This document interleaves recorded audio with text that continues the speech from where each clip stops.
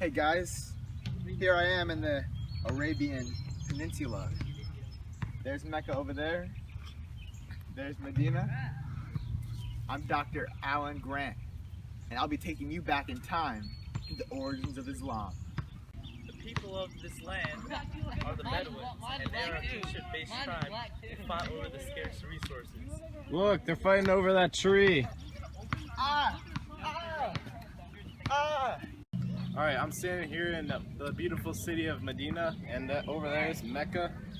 And these two cities began as trading cities and also a resting point for camel caravans trekking across the desert.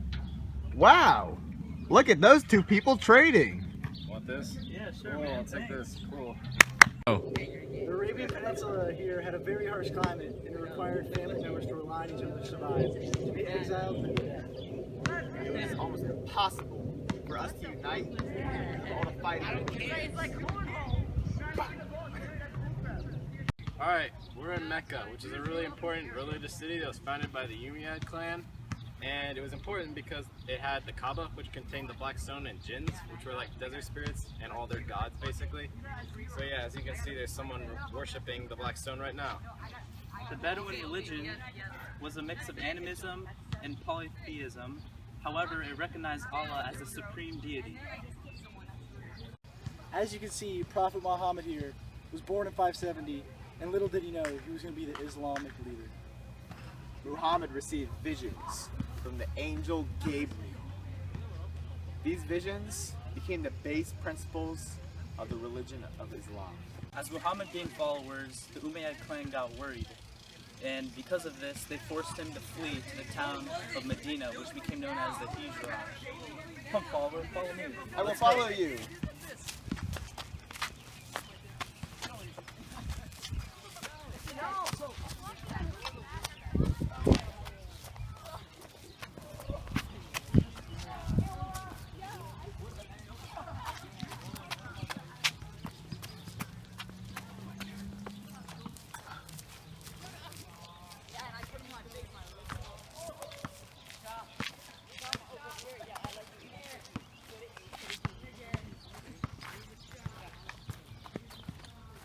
While he was in Medina, he gained more followers. Eventually, he gained enough followers, and he returned to Mecca.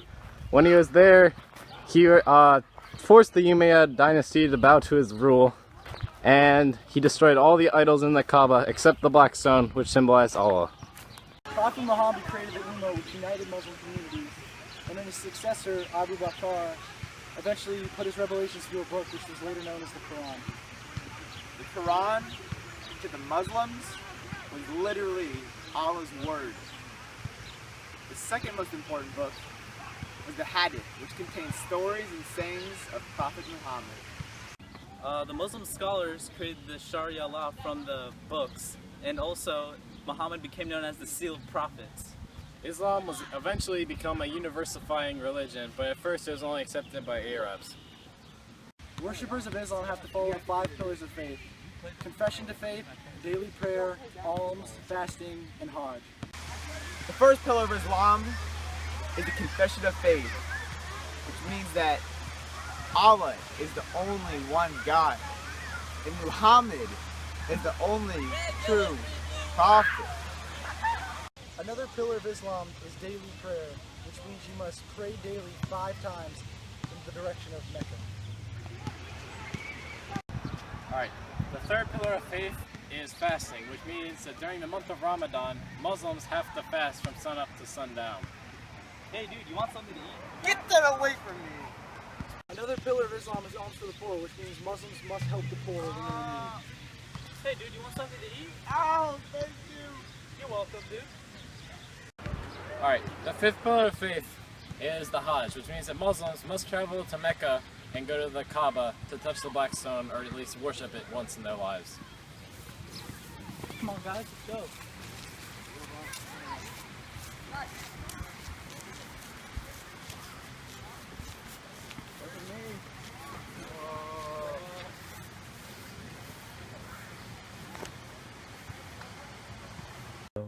Alright, now we're going to talk about the dynasties. They didn't come until after the first 4 caliphs following Muhammad's death. The first one was Abu Bakr, who had been chosen over Ali. This eventually led to the Sunni-Shiite split. Then three more caliphs followed, and Ali was the last one. Finally, the Umayyad dynasty was the first dynasty to rise to power. Muawiyah was the first leader. The Umayyad dynasty conquered a lot of land. This was mostly due to weakened empires, religious fervor, and their excellent military tactics. They gained a lot of land, but were eventually stopped at the Battle of Tours. Where's your $1,000 tax, you non-Arab, non-Muslim? What if I was a Arab Muslim? Then you'd only owe $100 in taxes, but you're not, so pay up. Oh. Thank you. I'm a Muslim. I'm a Christian. Hey, How you doing? good. I'm a non-Arab and I'm not Christian or Hey. Jew. We don't like you. The Umayyads were eventually overthrown because of their high taxes on the non-Arabs. They got resentful and overthrew them. The next dynasty, the Abbasid dynasty, helped to prevent this from happening by just lowering taxes for everybody and opening the Islamic religion to everyone. During Abbasid rule, Islam experienced a golden age. They gained access to new crops and were great traders. The new crops allowed the populations to boom. The trade made them incredibly wealthy. Finally, the Quran was only written in Arabic, so it allowed the Arabic language to spread around the whole world, or a lot of the world. You want to see this new picture of Muhammad? No! You can't draw pictures of Muhammad according to the Quran! X minus 2 equals 0. Wait, add 2 to both sides, and X equals 2! I think I'll call this algebra. During Abbasid rule, the Islamic Empire made advances in many scientific fields, including optical science, pharmacology, and many other medical fields. Whoa, what's this? I can see! Muslims during the Golden Age wrote many poems and stories, such as the one I'm holding from the Rubaiyat. Good and evil are mortal prison, joy and sorrow passing like season. Fate in the way of logic and reason, is the victim far worse than treason? Unfortunately, not all things can last. By the 9th century AD, the Abbasid dynasty was in decline. This is due to the Shiite-Sunni split and the hard work of governing a vast multicultural empire. And in 1258, the Mongols attacked. No!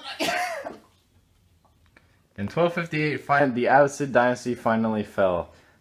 Even though the Mongols had destroyed their political system, they had not managed to destroy the religion, and remained a powerful unifying force in the region for years to come.